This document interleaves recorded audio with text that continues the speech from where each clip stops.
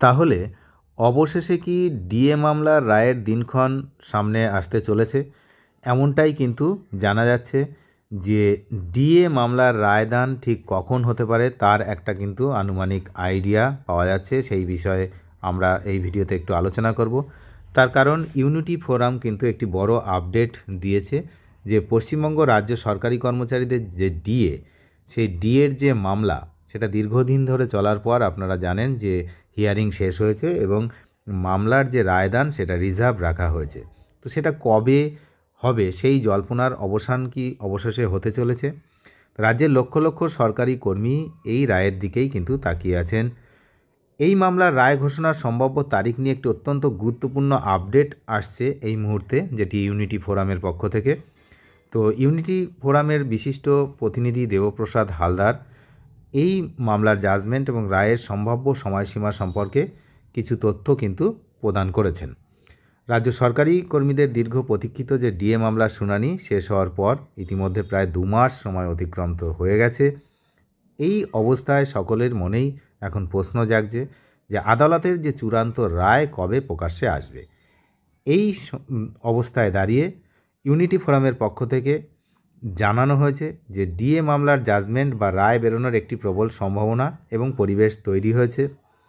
কারণ সুপ্রিম কোর্টে স্পেশাল যে বেঞ্চ সেটা কিন্তু বসছে।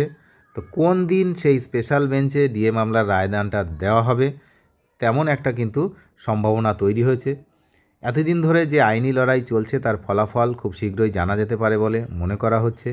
শুনানি শেষ হওয়ার পরেও দীর্ঘ সময় রায় সংরক্ষিত থাকায় কর্মীদের মধ্যে যে উৎকণ্ঠা তৈরি হয়েছে, তো তার এই যে আপডেট তার জন্য কিন্তু কিছুটা উৎকণ্ঠা কাটবে বলেই মনে করা হচ্ছে।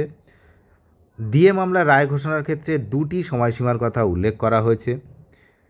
এই রায় ঘোষণার বিষয়টি মূলত যে 2টি সম্ভাব্য তারিখ বা সময় তার উপরে নির্ভর করছে।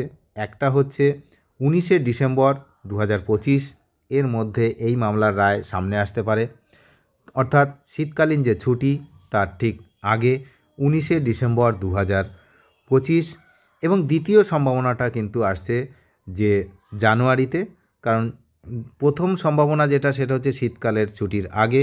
এই ছুটির আগেই যদি হচ্ছে ডিএ মামলার রায় হয়ে যায় তাহলে তো ভালো কথা, আর তা যদি না হয় তাহলে ছুটি শেষে অর্থাৎ জানুয়ারির শুরুতে কিন্তু এই মামলার রায়দান আসতে পারে। তাহলে ডিসেম্বরের 19 তারিখের মধ্যে রায় ঘোষণার কিন্তু যে সম্ভাবনা সেটা প্রবল। তার কারণ অনেক দিন হয়ে গেছে, এবার ডিসেম্বরে যদি না হয় তাহলে কিন্তু এই বছর আর হচ্ছে না, সেটা জানুয়ারিতে চলে যাবে। যদিও আপনাদের মনে থাকবে যেদিন লাস্ট হিয়ারিং হয় সেদিন যে ডিএ মামলার অন্যতম একজন আইনজীবী বিকাশ রঞ্জন ভট্টাচার্য তিনি কিন্তু জানিয়েছিলেন যে আমরা আশা করছি এই বছরের মধ্যে এই রায়দানটা হবে। এই বছর মানে 2025, সেটা শেষ হতে আর বেশি দিন নেই। তার আগে 19শে ডিসেম্বরের পর্যন্ত, তার আগে হচ্ছে পরে কিন্তু ছুটি পড়বে। তাহলে 19শে ডিসেম্বরের আগে এই মামলার রায়দান যদি হয় সেটাই সেই দিকেই কিন্তু নজর রাখছে সবাই। আমরাও নজর রাখছি, কিচ্ছু করার নেই এখন, কারণ সুপ্রিম কোর্টের ওপরেই নির্ভর করছে এই বিষয়টা। আমরা চাইলেও কেউ কিছু করতে পারবো না। সুপ্রিম কোর্ট যেদিন এই মামলার রায়দান দেবেন সেই দিনটাকেই তখনই আমরা জানতে পারবো, মানে মেনে নিতে হবে আমাদের। তার আগে আমরা কিছু করতে পারবো না। তাহলে এখন আমাদের সবার কি উচিত না, সুপ্রিম কোর্টের দিকে তাকিয়ে থাকা, যেমনটা আমরা তাকিয়ে আছি। আপনারাও তাকিয়ে থাকবেন।